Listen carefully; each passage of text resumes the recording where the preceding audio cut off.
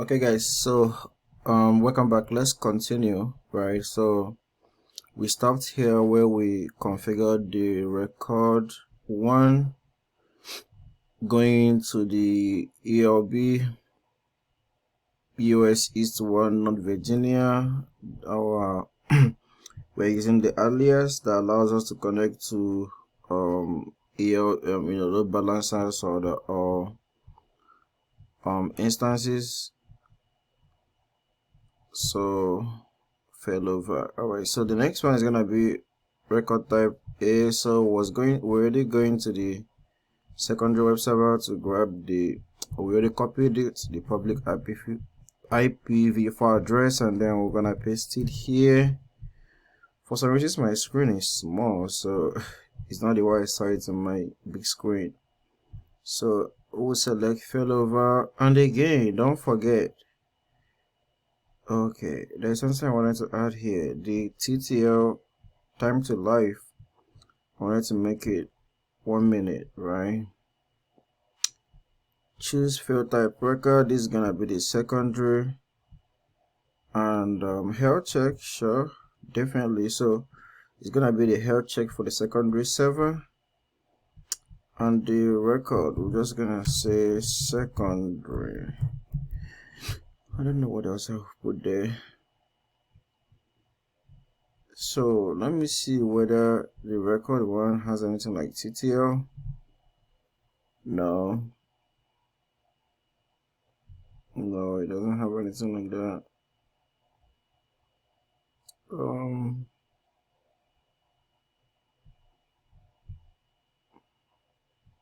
Okay. All right. So I'll go ahead and create records, and you see the two records are created, primary and secondary. Let's look at our diagram again, right? So what happens is we're gonna run explore with Lewis.com, and this algorithm is gonna say, oh, if it's gonna check the endpoints. If the ELB is fine, it's gonna route the traffic to this ELB, and then we can access these two primary servers. And now we will try to stop it. We'll do some configurations to stop it and see whether if this returns no, then it should route the traffic to this secondary server, right? So let's get back to our lab, and hopefully everything is well configured. And what we're going to do here is open a new tab, and I will click on explore with Lewis.com, and let's see that loads up. I'm just gonna make sure that everything is working here. Instances, gonna make sure my load balancer is configured and active. Let's see what's going on here. So guys, the propagation do take time.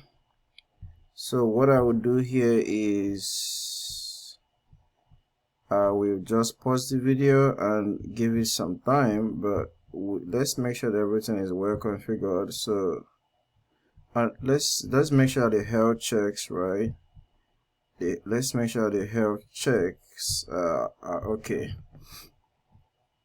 I didn't even see the status they're saying, so but okay, the two are healthy. Our ELB is healthy, secondary server is healthy. So we're just gonna give this some time, let it propagate, and I will resume the video again to show you guys whether it's working well. Alright guys, so I think that everything was even working from the onset, because what happened was that when I put explore with Lewis, it actually loads this with like HTTPS. So I know we don't have SSL enabled on that website. So right here you see this is primary web server 01 from Dr. Lewis, and when I refresh, this is primary web server 02 from Dr. Lewis, right? So the two sites are being loaded, right? You can see that, right? Right, good. So everything is working well. Our DNS configuration was fantastic. Now, so let's see, right? How do we route traffic to the secondary?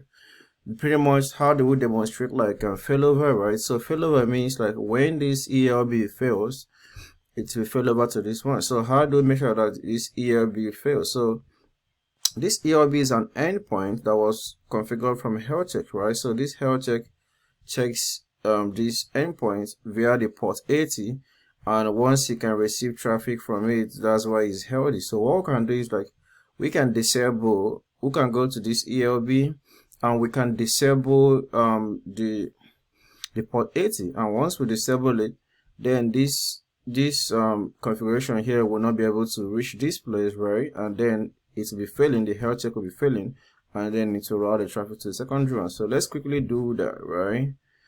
So I'm gonna go over to my EC2 and I'll go to my load balancers, right? And I will select this load balancer, and I'll go to the security, and this is security group, and I will click and I will open it.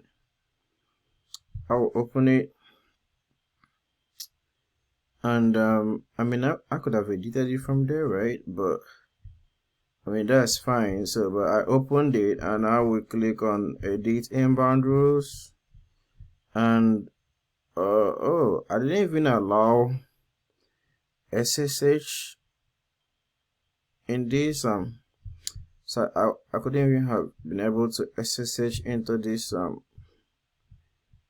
this security group, but I just edited it and removed the what is it called, the port 80. So now our health checks is gonna be failing. So let's go to health check. So that will be routes 53, and we go to health checks. So while we do that, let's see. So okay, it's still healthy, so I'm gonna pause the video again, and you know, when it gets unhealthy, which is pretty much what it's supposed to do, I'll turn the video on again, and then I will run the website again, and we should be in secondary web server, right? So I'm gonna refresh this one more time and I'll pause the video. Alright guys, so as you can see, our health check, the status is becoming unhealthy, and what happens here right now is that we should see a failover to the secondary web server, right? Boom. And that's it guys. This is secondary web server 01 from Trader Lewis, and we are done for this lab, right? So couple of things, because I was rushing, because I always have like a 15 minutes time stamp on my videos because I don't want it to be too long. So you can head over to my website, did I say website? My blog, right? And you can read more about, you know, AWS Route 53, right?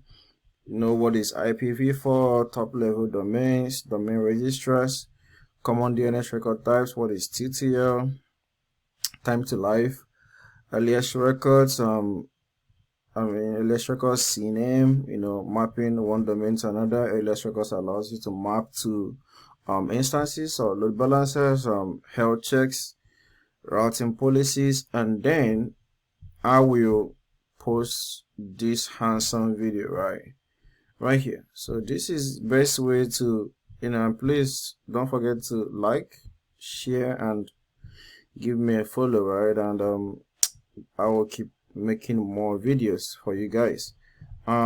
So that is it for today, and peace. See you guys next time. All right.